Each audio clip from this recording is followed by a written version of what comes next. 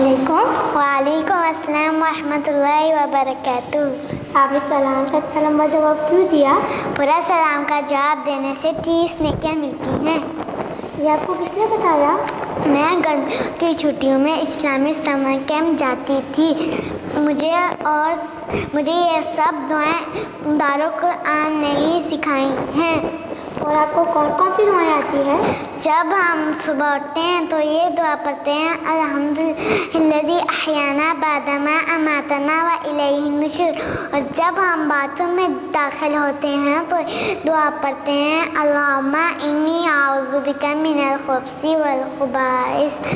اور جب ہم باتھ روم سے نکلتے ہیں تو یہ دعا پڑھتے ہیں، غفرانک۔ اور جب میں گھر سے نکلتی ہوں تو یہ دعا پڑھتی ہوں، بسم اللہ توکلت علی اللہ لا حول ولا قوۃ الا باللہ۔ کیا گاڑی میں سفر کرنے کی بھی دعا ہے؟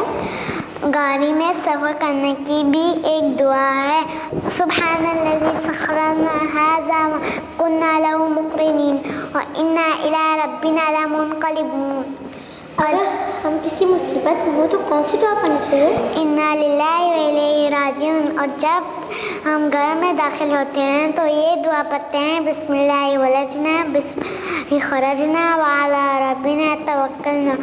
کھانا شروع کرتی ہوں تو یہ دعا پڑھتی ہوں، بسم اللہ الرحمن الرحیم۔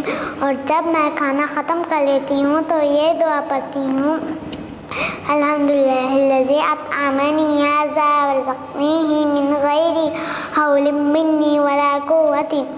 اب رمضان آنے والے ہیں تو روزہ افطار کرنے کی کون سی دعا ہے؟ اللہم انی لک صمت علی رزقک افطرت۔ جب مجھے بہت غصہ آتا ہے تو ہمیں کون سی دعا پڑھنی چاہیے؟ اگر جب غصہ ہے تو یہ دعا پڑھنی چاہیے، اعوذ باللہ من الشیطان الرجیم۔ اور پانی بھی پی لیتے ہیں۔ تمہارا بہت بہت شکریہ، تم نے مجھے اتنی ساری دعائیں بتائیں۔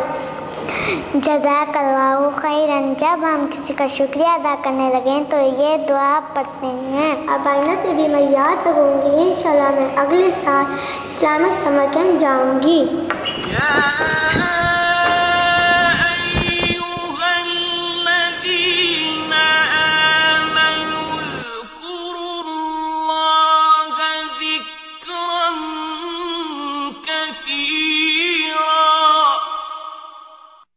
اے اہل ایمان، خدا کا بہت ذکر کیا کرو، وَسَبِّحُوهُ بُكْرَةً وَأَصِيلًا۔